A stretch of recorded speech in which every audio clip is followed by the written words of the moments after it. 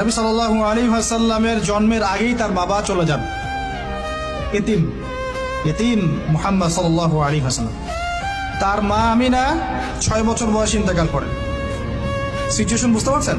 6 বছর একটা বাচ্চার বাবাও নাই মাও নাই।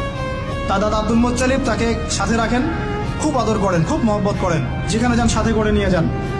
তিনি নেতা মানুষ, তার পাশের চেয়ারে তাকে বসতে দেন, বলেন আমার এই নাতি একদিন সাইয়্যেদ হবে, নেতা হবে, এই কথা বলেন। তিনি ইন্তেকাল করলেন 8 বছর বয়সে। তারপরে দায়িত্ব পেলেন চাচা আবু তালেব। নাম কি? এই 8 বছর বয়স থেকে নিয়ে নবী সাল্লাল্লাহু আলাইহি ওয়াসাল্লাম নবী হয়েছেন 40 বছর বয়সে, আর মক্কায় ছিলেন 13 বছর, প্রায় 53 বছর। প্রায় 53 বছর পর্যন্ত, 8 থেকে 53 বছর পর্যন্ত, এই যে লম্বা সময় চাচা আবু তালেব নবী সাল্লাল্লাহু আলাইহি ওয়াসাল্লামকে পাহাড়ের মতো প্রোটেক্ট করেছেন, পাহাড়ের মতো। পাহাড়ের পিছনে আপনি দাঁড়ালে কি বাতাস লাগবে? এভাবে তিনি প্রোটেক্ট করেছেন নবী সাল্লাল্লাহু আলাইহি ওয়াসাল্লামকে।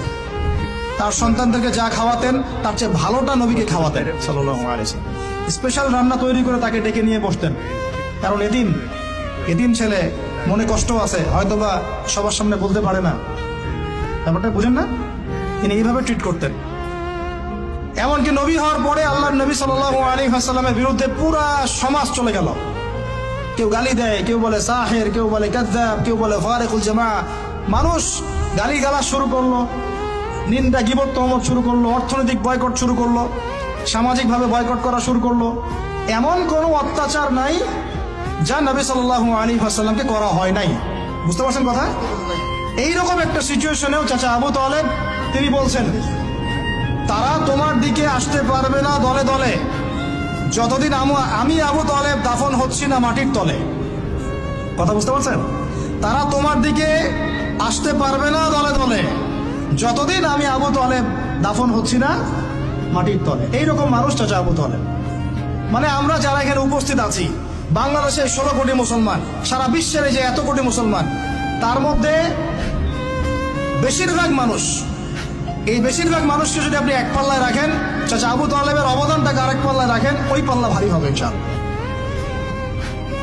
কিন্তু শেষ পর্যন্ত চাচা আবু তালেব কালিমা লা ইলাহা ইল্লাল্লাহ করতে পারলেন না। কথা কি বুঝতে পারতেছেন ভাই? নবী সাল্লাল্লাহু আলাইহি ওয়াসাল্লাম বারবার বলতেছেন, চাচা খালি একটাবার কালিমা পড়েন, আমি আল্লাহর কাছে আপনার জন্য সুপারিশ করব, আমি আপনাকে জান্নাতে নিয়ে যাব, আমি আপনাকে জান্নাতে নিয়ে যাব। চাচা খালি একটাবার সাক্ষ্য দেন, শাহাদা দেন, হলো না।